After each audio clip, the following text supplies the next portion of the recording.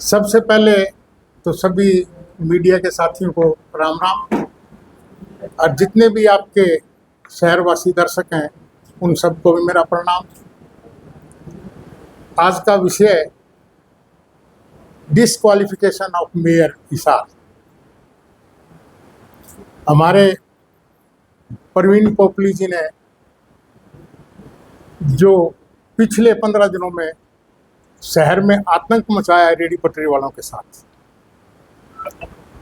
उस पीड़ा को देखते हुए मेरे दिमाग में, दिल में ये आया कि इनकी मदद की जाए। मैंने रेडी पटरी वालों की अच्छी आवाज़ उठाई। वो लोग मेरे पास बहुत बार आए, रोते रहे, हमारी आवाज़ किसी ने नहीं सुनी। मैं अतिक्रमण के खिलाफ नहीं हूँ, कभी मैं नहीं हूँ कि अतिक्रमण किया जाए, पर व्यवस्थित तरीके से रेडी पटरी वालों को पहले जगह दे करके या उनकी कोई व्यवस्था करके उन गरीबों को हटाया जाता तो मुझे कोई दर्द नहीं था। और मैं आज भी, अब भी एक बात कहना चाहूँगा आप सबको, आज भी परवीन पोपली जी उनकी अच्छी व्यवस्था करके और सारे शहर का अतिक्रमण हटाते हैं तो मैं पोपली जी के साथ। और जो केस मैंने डाला है, मैंने केस डाला इलेक्शन कमिश्नर को, डीसी हिसार को, रिटर्निंग अफसर हिसार को और कमिश्नर लोकल बॉडी चंडीगढ़। सबसे पहले इसमें क्या है, परवीन पोपली जी ने जो नॉमिनेशन फाइल किया है उसमें अपना नाम सही नहीं है। मैं आपको दिखाऊंगा इसमें कि परवीन पोपली जी का नाम उसमें परवीन कुमार नहीं है, पूरा एफिडेविट में पूरा सही है परवीन कुमार। तो सबसे पहले तो जिस आदमी को अपना नाम ही ना लिखना है, और जिन अधिकारियों ने इस नॉमिनेशन को पास किया है उन अधिकारियों को भी मैं कहना चाहूँगा कि कम से कम नाम तो चेक कर ले। दूसरा, परवीन पोपली जी ने पिछले काफ़ी सालों का हाउस टैक्स जो है वो नहीं भरा हुआ, जो कि at the time of nomination वो बहुत ज़रूरी है, और अधिकारियों द्वारा देखे जाने के बाद वो नॉमिनेशन रद्द हो जाता है, वो चुनाव लड़ने के योग्य नहीं रहता, उसमें अयोग्य हो जाता है। उसकी मैं कॉपी आपको दूंगा।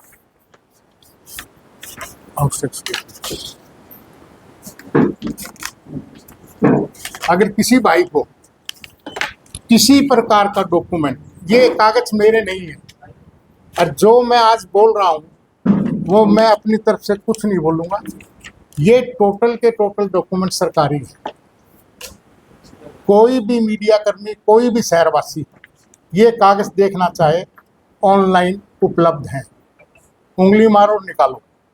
कल को कोई ये कहे कि कृष्ण टीटू सिंगला ने फॉल्स कंप्लेंट की है तो वो आप चेक कर सकते हैं ऑनलाइन जाके, चाहे वो हाउस टैक्स का मामला हो, चाहे उसकी ज़मीन की रजिस्ट्री का मामला हो, या उसके होटल के ऊपर ज़मीन के कब्जे का मामला हो, या उसके बिजली के बिल का मामला हो। आप पूरे के पूरे डॉक्यूमेंट आज की अभी 10 बजे तक के टाइम के कागज आपको उपलब्ध हो जाएंगे।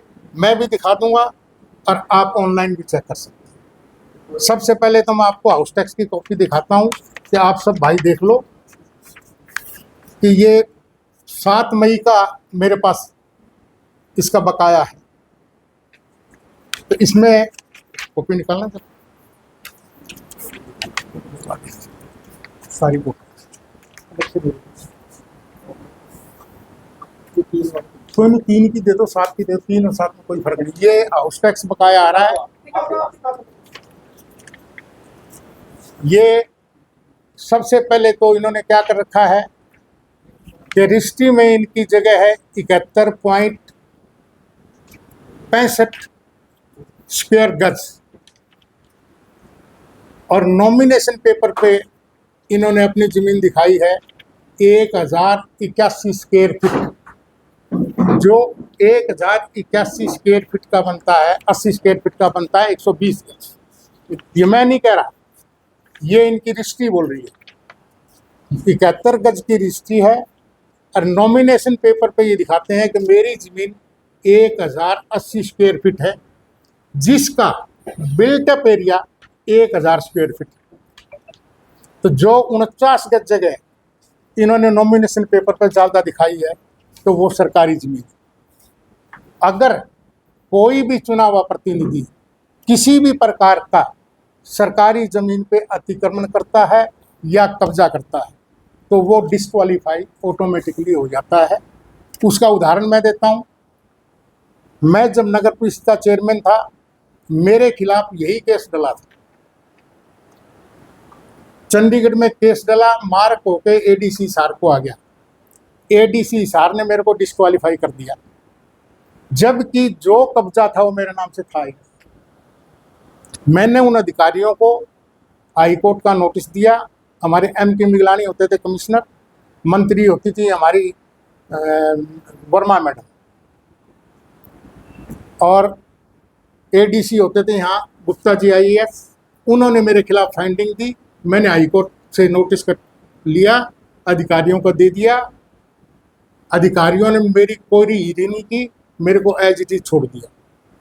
15 दिन के बाद मैंने अधिकारियों से पूछा कि जो डिस्क्वालिफिकेशन मेरी हुई वो किस ब्याह पे हुई या उसका स्टेटस क्या है। तो मेरे को अधिकारियों द्वारा ये बताया गया कि जी वो तो फाइल गुम हो गई। आज 27 साल हो गए, 27 साल में वो फाइल मेरे को नहीं मिली। और उस जमीन पे भारतीय जनता पार्टी की सरकार आई, उस जमीन को रेगुलर कर दिया, उसका नक्शा पास कर दिया और करोड़ों रुपए की वो जमीन बेच दी। हिसार के अंदर स्थित है।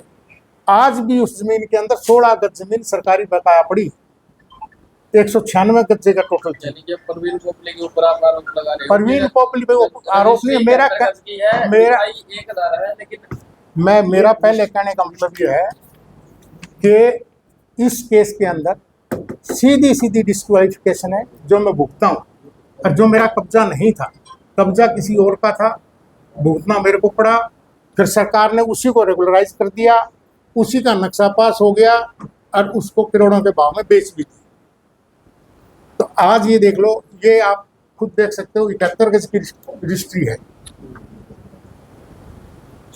अब नॉमिनेशन पेपर पे देखो आप, था ना आप ये देखो, ये कहते हैं कि मेरा एरिया दुकान का और होटल का 1080 स्क्वायर फीट और बिल्टअप एरिया है मेरा 1000 स्क्वायर फीट।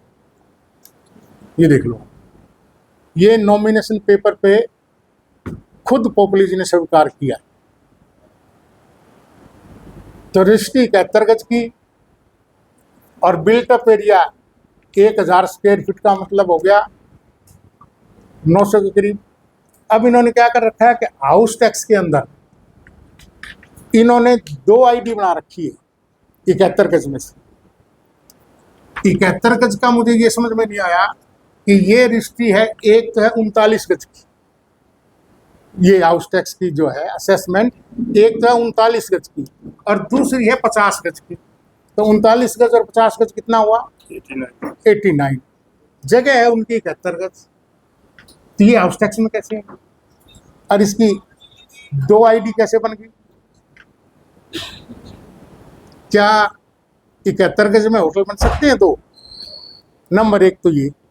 नंबर 2, जिस जगह पे यह होटल बना है उस होटल के का जो रास्ता है वहां से फायर ब्रिगेड की गाड़ी नहीं जा सकती, और जहां तक फायर ब्रिगेड नहीं पहुंच पाती वहां होटल नहीं बन सकता। ये मुझे ज्ञान नहीं है कि इस होटल का नक्शा पास है या नहीं है। अगर नक्शा पास है तो गलत है, ये होटल है, आप सभी देख सकते हो। ये परवीन पोपली जी का होटल है। इसमें 50% के हिस्सेदार हैं। गरिमा होटल के नाम से लिखा है, गरिमा मेडिकोज, आप देख सकते हो इसको। आप ये देखो, ये आप होटल नहीं दिख रहा है, देखो आपको सामने कमरे नजर आएंगे, AC लगे हुए नजर आएंगे। कम्प्लेक्स कह लो, कम्प्लेक्स है ये, मैं नहीं कह रहा हूं, ये कागज बोल रहे हैं।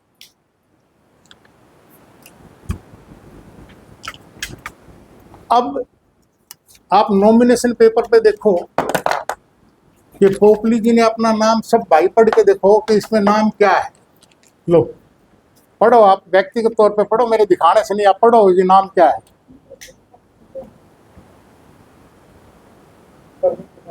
आप अच्छी तरह पढ़ो, स्पेलिंग देख लो। मैं भी शुरू में चकमा खा गया था, प्रवीण कुमार है।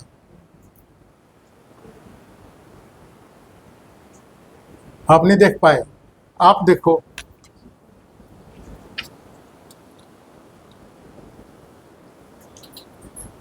प्रवीण कुमार है ये ना?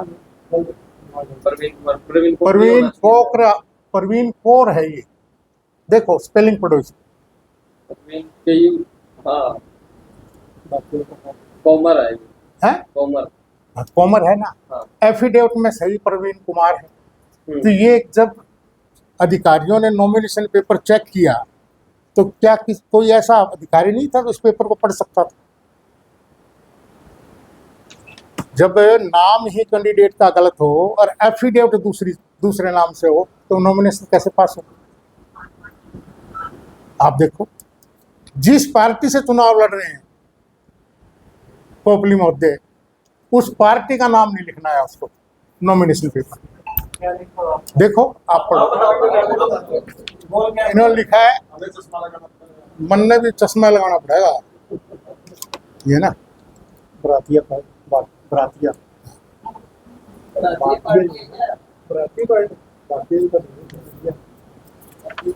दो विकेट बड़े इसमें, एफिडेविट में दिखा दो। एफिडेविट में अलग, मैं दिखा दूंगा अभी आपको।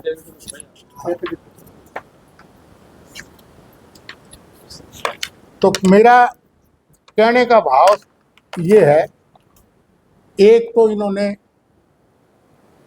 काफी सालों से हाउस टैक्स में, जो कि नॉमिनेशन के टाइम में उसकी एनओसी होती है। कितना बनता है सर लगभग इसका हम हाउस टैक्स? देखो जहां तक मैं समझता हूं, इन्होंने स्पेशल कैटेगरी दिखा रखी है और कमर्शियल कैटेगरी भी दिखा रखी है। कमर्शियल कैटेगरी में तो है इनका, स्पेशल कैटेगरी में था 11.25 पर स्क्वायर फीट, और कमर्शियल में है इनका एक जगह 18 रुपये है और दूसरी जगह 27 रुपये पर स्क्वायर मीटर। ठीक है ना। तो अगर इनकी कैलकुलेशन की जाए तो आज एक बिल में इनके 95,531 रुपये बकाया आ रहे हैं और दूसरे बिल में 1,13,000 कुछ रुपए बकाया आ रहे हैं। अब ये कितने सालों को, मेरे हिसाब से कम इनका 60,000 रुपये पर मंथ का बिल बनना चाहिए। 60,000 रुपये पर मंथ के बिल में अगर 10 साल का भी जोड़ें तो 6 लाख रुपए से कम नहीं हो। एक तरफ मैं दिखाऊं आपको, 6 तारीख को इन्होंने एक नोटिस निकाला है भास्कर अखबार में। भास्कर अखबार में ये निकाला है 6/5/25 को, यानी आज से 6-7 दिन 5 दिन पहले, कि जो हाउस टैक्स के बकायादार हैं उनका हम बोर्ड लगाएंगे, उनको नोटिस दिए जाएंगे। तो मैं कहता हूँ सबसे पहले तो सुनहरी अक्षरों में प्रवीण पोपली जी का बोर्ड शहर में लगना चाहिए। और जहां तक अतिक्रमण की बात है, देखो मैं मौके पे नहीं गया हूं, मैं तो कागज बता रहा हूं कि पोपली जी 1080 स्क्वायर फीट का एरिया, जिसका के गज में बनता है 120 स्क्वायर गज। 110 वो कहते हैं कि 1080 स्क्वायर फीट मेरी जगह है और 1000 स्क्वायर फीट में मैंने निर्माण किया हुआ है। रजिस्ट्री कहती है कि पोपली जी की जमीन 71.65 स्क्वायर गज है। ये रजिस्ट्री मेरी नहीं है, ये मैंने कल ही निकलवाई है, ये ऑफिशियल रजिस्ट्री है, कल की निकली हुई है। 12 तारीख का ये हाउस टैक्स निकला हुआ है, ये नहीं कि पुराना है। 12 तारीख को निकला, उससे पहले 7 तारीख को निकला, उससे पहले 3 तारीख को निकला। अगर इन कागजों में कोई हेराफेरी हो जाए, कोई छेड़छाड़ हो जाए, वैसे तो हो नहीं सकती। जो ऑनलाइन सिस्टम है वो बैकडेट में नहीं हो सकता। फिर भी गलती से 4 दिन पहले नगर निगम में आग लगी थी, कहते भाई इसका तो रिकॉर्ड फूक गया, अपन तो काला काट दिया। इसलिए 12 तारीख की डेट में मैंने सारे रिकॉर्ड निकाले। तो फिर ये जो रेडी वालों को तंग किया जा रहा है इसको किस प्रकार देखते हैं आप बता। देखिए, मेरे को पीड़ा यही थी, मैं पोपली जी को अब भी कहता हूँ, मैंने जहां तक याचिका डाली है या मैंने अधिकारियों को, इलेक्शन कमिश्नर को, commissioner of Haryana local body को, डीसी हिसार को, रिटर्निंग ऑफिसर हिसार को, मैं इन रेडी पटरी वालों को जगह दे दे, सही व्यवस्थित कर दे, मैं गारंटी करता हूँ ये सारा केस वापस ले। अदरवाइज इसको सुप्रीम कोर्ट तक नहीं छोड़ूंगा, डिस्क्वालिफिकेशन इसकी 100% बनती है। तो आप पर अगर एक नहीं भी डाल देंगे तो कोई और व्यक्ति डाल देगा ही। उसको कोई फायदा नहीं होगा। आपकी बात मैं समझ गया। अभी मैं नहीं डालूंगा, कोई और डाल दे, उसमें इतना ही हो सकता है कोई और के डालने में कि ये डिस्क्वालीफाई हो जाएगा, चुनाव दोबारा हो जाएगा, और मैं डालूंगा तो इसका चुनाव ये डिस्क्वालीफाई हो जाएगा, अगला मेयर मैं होऊंगा। ये कानून है, बिना घोषित कर दिया जाएगा। बिल्कुल रूल, ये कानून है। मैं नहीं बता रहा हूँ, दो इसलिए करी टैक्स कम करने के लिए। मैं बताऊँ। अब ये जहाँ तक मैं सोच रहा हूँ कि इन एक 39 गज की और एक 50 गज की जो प्रॉपर्टी आईडी बनाई है, इसमें भी शायद स्लैब का चक्कर होगा। मुझे नहीं पता नया रूल क्या है। इसमें हो सकता है 2 स्लैब हो, जगह कम होने की वजह से, तो प्रॉपर्टी का टैक्स की बचत करने के लिए ऐसे किया हो। एक बात और बता देता हूँ, कुछ लोग आदतन होते हैं ना, हैबिचुअल, इसका बिजली का बिल 4 महीने का पेंडिंग है। ये मैं नहीं कह रहा, आज 11 बजे 10:30 बजे का ये इसका बिजली का बिल देख, आप देख लो, मैं चश्मा लगाना पड़ेगा। बिजली का बिल इनका पेंडिंग है 16,385 का। सरकार ने अभी छूट करी है बिलों के अंदर, इसमें छूट लेने 4 महीने, सुनो मेरी बात, कमर्शियल में छूट नहीं। 23 अक्टूबर 94 को मेरे खुद के घर का बिल लेट पेमेंट के साथ आया था। उसकी ड्यू डेट थी 30 अक्टूबर 94 की। 23 तारीख को मेरे घर का कनेक्शन काट दिया रात को 9 बजे बिजली वाला में आके, जिसकी के ड्यू डेट थी 30 अक्टूबर, और मेरा कनेक्शन काट दिया 23 तारीख को। मैं उस कंप्लेंट को लेके एससी बिजली बोर्ड के पास गया।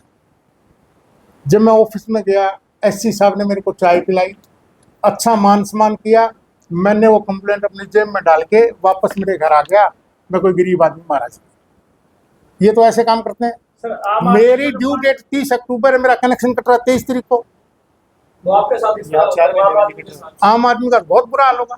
उसके बाद दोबारा फिर वही कर्मचारी मेरे घर का बिल रात को आराम धीरे से फिर काट लिया जाता है, जबकि मेरा बिल भरा हुआ है। 2 बार कनेक्शन काट दिया। तो मैं ये देख रहा हूँ, आम आदमी, मेरे जब घर की ड्यू डेट 30 अक्टूबर है और 23 अक्टूबर को मेरा मैंने कनेक्शन काट रहे हैं। मैंने पूछा उस भाई से, भाई मेरा बिल कनेक्शन क्यों काट दिया? बोले जी मेरे को घरवाला ने डांट दिया। मैं भी डांट तो तेरे को इसलिए दिया होगा कि आज तुम 23 तारीख को कनेक्शन काटने आया है, ड्यू डेट 30 की है, मेरे मोबाइल में रिकॉर्ड है, अगर आप देखना चाहोगे। तो मेरा कहने का भाव ये है कि पोपली जी का बिजली का बिल 4 महीने का पेंडिंग है। 12 तारीख कल ड्यू डेट थी 4 महीने के बिल की। आज सुबह 10 बजे तक वो बिल नहीं भरा गया, नहीं कटा कनेक्शन। आप चेक करो, आप पूछो बिजली विभाग से कि आम साधारण आदमी का बिल 1 हफ्ते लेट हो जाए, जबकि 2 महीने में 2 बिलों तक तो कनेक्शन कटता ही नहीं। सर 5000 से ऊपर होते कनेक्शन काटते हैं। और आप ये देखो ना, मैं थोड़ी बनाया 5000 से ऊपर कनेक्शन कट जाते हैं। ये बिल मैंने नहीं बनाया, ये ऑनलाइन अभी निकाला है, और ये पूरे 12 महीने की मेरे पास डिटेल है। आप बेशक देखो, ये पूरे 12 के 12 महीने के मेरे पास डिटेल है कि कौन कौन से महीने में ड्यू। कागज बोल रहे हैं, इंटरनेट पे कोई भाई इसको निकाल सकता है। क्या 10 एसी की रीडिंग 300 आती है क्या? तो 1 मिनट। इसमें 5 मंजिल का होटल दिखाया है। 5 मंजिल के होटल में मेरे हिसाब से इसके फ्रंट में 6 या 8 एसी तो फ्रंट में दिखाई दे रहे हैं। 6 7 एयर कंडीशन तो इसके फ्रंट में है। दुकान में भी होंगे, और पीछे जो कमरे हैं होटल के बैक साइड में भी होंगे। 17 किलोवाट का लोड है, 17 किलोवाट के लोड का 4 महीने का बिल 16,000 का आएगा। मैं तो जहां तक समझता हूं कि शायद मीटर में गड़बड़ ना हो, मैं पुष्टि नहीं करता इसकी, पर हर आदमी समझदार है कि जिसके 15 से ज़्यादा एसी लगे हों घर में या होटल में, तो क्या 16,000 का बिल समेत जुर्माना आएगा? ये नेताओं का ही कम आ सकता है, आम आदमी का तो नहीं आ सकता। नहीं, देखो जी, मेरे तो आता हो तो मेरा कान पकड़ दो। मैंने तो अपनी बता दी। देखो, मैं बताता हूँ। 29 हो गया सर इनका। आपका बिल 29 हो गया, मतलब 1 महीने 2 महीने का। हाँ, तो ये तो मैं तो यही दिखा रहा हूँ। 29 हो गई। 2900 का बिल आप देखो, 18-15 एसी का, जबकि पीक गर्मी है।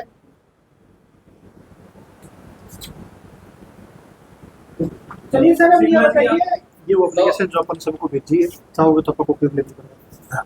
ये मैंने जो कंप्लेन की है उसकी मेरे पास कॉपी है। अगर कोई देखना चाहे, लेना चाहे, तो मैं ऑनलाइन डाल दूंगा, हर भाई को अवेलेबल हो जाएगी।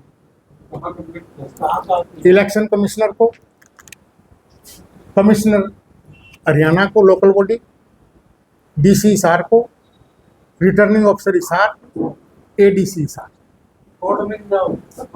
मैं 10 या 15 दिन तक इंतजार करूंगा। इंतजार इस सुनो, एक प्रोसीजर होता है, सिस्टम होता है सरकार। अधिकारीगण इसका नॉमिनेशन रद्द करते हैं या उस पर कोई क्वेश्चन मार्क लगाते हैं, उसका कोई जवाब देते हैं या मेरे को बुलाते हैं, तब तक वेट करूंगा। 1 हफ्ते बाद रिमाइंडर दूंगा, 5 दिन का, 7 दिन का। उसके बाद अगर कार्रवाई नहीं करेंगे, हाई कोर्ट जाऊंगा। हाई कोर्ट का रास्ता मेरे को पता, मैं 2 साल 19 दिन रहा हूँ मेरे केसों में। कब्जे वाले केस में भी था जिसमें बरी होके आया। मेरे खिलाफ 3 बच्चों का मामला बनाया, बंसीलाल जी की सरकार में डिस्क्वालीफाई होया, जो मेरे में बनता ही नहीं था। बंसीलाल जी के टाइम में मेरे खिलाफ नो कॉन्फिडेंस मोशन आया, उसमें भी संख्या कम होने के बावजूद भी मेरे को हटाया गया, उसमें भी मैं हाई कोर्ट से आया। तो मैंने तो ये मुकदमे सारे देखे हुए, सारा एक्ट मैंने बार बार पढ़ा है, मेरे ज़बान नहीं याद है। अगर कोर्ट ऐसे मामलों पे जब तक फैसला नहीं करता जब तक उसके दर्ज नहीं होते। नहीं, ऐसा नहीं है। मेरे खिलाफ 3 मुकदमे तीनों मुख्यमंत्रियों के कार्यकाल में बने थे, और तीनों बार भी मेरे को हटाया गया, तीनों बार भी वापस आया, उसी टेन्योर में आया है ही। इसमें लगा था नहीं, आप देखो ना, अब देखो, एक मैं आपको क्लियर बता देता हूं, अगर किसी का बिजली का बिल, हाउस टैक्स का बिल या सरकारी जमीन पे कब्जा अतिक्रमण है, वो मेंबर, मेयर, नगर परिषद का प्रधान, कमेटी का चेयरमैन तुरंत प्रभाव से डिस्क्वालीफाई हो सकता है। ये डिप्टी कमिश्नर को भी पावर है। अगर ध्यान ना हो तो कमिश्नर लोकल बॉडी को पावर है, अगर वो भी ना करें तो इलेक्शन कमिश्नर को भी पावर है। अगर ये सारे ही ना करें तो भाई हाई कोर्ट को सारी पावर है। तो सिंगला साहब, आप इतनी बड़ी लड़ाई सिर्फ रेडी वालों के लिए लड़ रहे हैं, तो आपके हिसाब से क्या होना चाहिए समाधान रेडी वालों? देखो, मैं अब भी कह रहा हूँ कि रेडी पटरी वालों को व्यवस्थित तरीका से तय बाजारी की रसीद काट के उनको जगह दी जाए और उनको व्यवस्था उनकी अच्छी की जाए। गरीब आदमियों का रोना नहीं देखा जाता। मैं मिला हूँ सैकड़ों रेडी वालों से, कम 5-6 बार। अगर उनको व्यक्तिगत आप लोग मिलो तो आपको पता लगेगा। पाखला जी की आपने एक वीडियो देखी होगी, उसको देख के तुम्हें लगता है यार, तुम उसको बेचारे को तनख्वाही दे दी महीने की। तो ये हालात इन्होंने कर दिए। अब मैं सुबह एक वो वीडियो आप लोगों का ही देख रहा था किसी का, वो सन्नी देओल, पता नहीं गब्बर सिंह कुछ।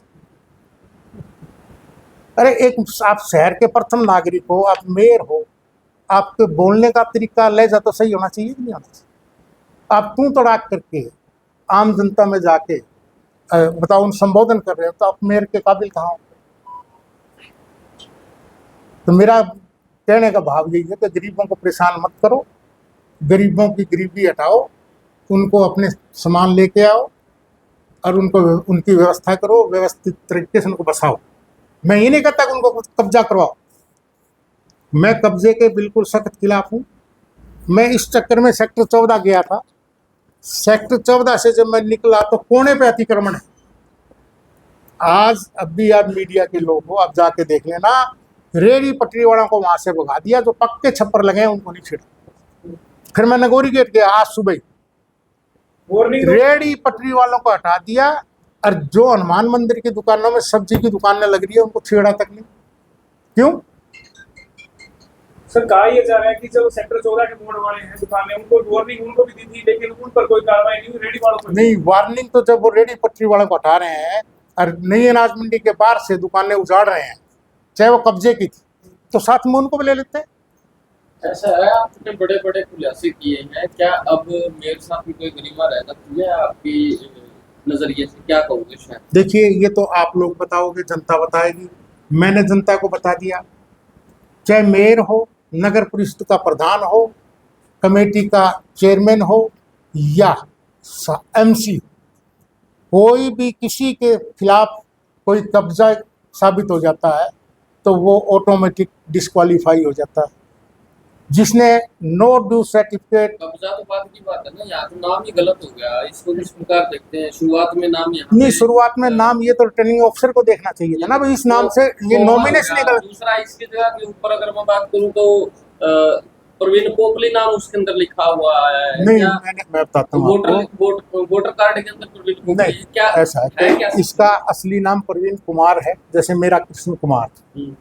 हम जब हमारा बैलेट पेपर छपता है उसमें हमें छूट होती है कि हम अपना कोई भी नाम रख सकते हैं। कृष्ण टीटू सिंगला लिखें, कृष्ण सिंगला लिखें या कृष्ण कुमार सिंगला लिखें, उसमें कोई आपत्ति या किसी को कोई दिक्कत नहीं है। कि मेरी जो पहचान है शहर में टीटू के नाम से, उनकी पोपली के नाम से, इसलिए उस नाम में कोई समस्या नहीं है, वो रख सकता है। पर बात तो ये है कि नॉमिनेशन पेपर के ऊपर इतने बड़े बड़े अधिकारियों ने चेक किया होगा, ये नहीं चेक किया कि इसका नाम क्या लिखा है, एफिडेविट में क्या नाम है। ये भी तो देखना चाहिए था ना। प्रवीण पोपली जी ने क्या एनओसी लगाई है? अगर लगाई है तो इसमें नॉमिनेशन पेपर पर नील लिखा हुआ है कि भी लगाई नहीं या ड्यूज है ही नहीं। ये देखो आप, ये सब नील है, इसका मतलब नो ड्यूज लगाया उन्होंने नील का। इन्होंने शो नहीं किया मेरी तरफ टैक्स बकाया है। अगर टैक्स बकाया है किसी कारण से तो यहाँ ये कॉलम है, इसमें लिख दीजिए मेरे को इस कारण से मेरी तरफ टैक्स ड्यूज है। मेरा आज का विषय यही था। मैं 3 मुख्यमंत्रियों के कार्यकाल में हटा हूँ भाई। शुरू में 3 बच्चों के मामले में चौधरी भजनलाल जी के टाइम में हटा, मैं हाई कोर्ट से आया, जबकि वो केस मेरे पे बनता ही नहीं था। दूसरा, चौधरी बंसीलाल जी की सरकार आई, मेरे खिलाफ नो कॉन्फिडेंस मोशन आया, जिसमें के एमसीओ की संख्या बल कम थी उनके पास, फिर भी मेरे को हटा दिया। हाई कोर्ट ने मेरे को वापस भेज दिया। तीसरा, चौटाला जी के टाइम में मेरे को ज्वाइन नहीं करने दिया, डिप्टी कमिश्नर होते थे हमारे। यही सवाल था कि अब इन लोग किसी की सरकार, ये बीजेपी की सरकार, जहाँ चंडीगढ़ के अंदर आम आदमी पार्टी बोल रहे थे कि मेयर हम बनाएंगे, तोड़फोड़ बता के बीजेपी ने अपना मेयर बना दिया। आप ये मुद्दे उठाए, उस पर एक्शन होगा है, खाली बस बातों में रह सकते। देखिए, मेरा काम है कानून के दायरे में रह के कानून को ये बताना कि भाई यहाँ ये गड़बड़ है। आगे फैसला तो देखो प्रशासन ने देना है या फिर उसके बाद हाई कोर्ट ने देना। ठीक है सर, थैंक यू। क्या आप आगे भी लड़ाई लड़ेंगे इसको लिए? अगर कोई मैंने एक बार फिर कहता हूँ, आज भी पोपली जी इन गरीबों की व्यवस्था कर दो, मैं केस को वापस ले लूँगा, हाई कोर्ट नहीं जाऊँगा, नहीं तो इसको सुप्रीम कोर्ट तक लड़ूंगा, आखिरी तक लड़ूंगा। क्या लगता है नैतिकता के आधार पर उनको इस्तीफा दे देना चाहिए? देखिए, ये कागज देखने के बाद तो उनको अपने आप ही दे देना चाहिए, नहीं तो बेइज्जत करके हटेगा, नहीं तो हटाया जाएगा। मैं थोड़ी, हाई कोर्ट हटाएगी, इलेक्शन कमिश्नर हटाएगा।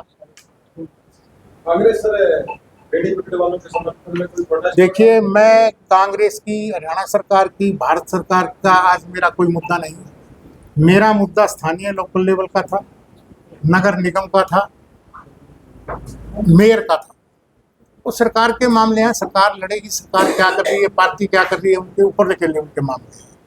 क्या आपको नहीं लगता सर कि क्या आपको जो जारी रखना चाहिए और अगर गलत हुआ है तो देखिए, मैं सिर्फ इसलिए कि मैं उन गरीब आदमियों का रोना अब भी मैंने जो देखा है मेरे बर्दाश्त नहीं हो रहा था, अदरवाइज मैं यहाँ तक पहुँचता ही नहीं, मैं इस केस को छेड़ता ही नहीं। और रेडी पटरी वालों का जो मामला चला, उनकी रोना, उनकी आंसू देखे, तब जाके मैं इन कागजों के पीछे पड़ा, नहीं उससे पहले मेरे कोई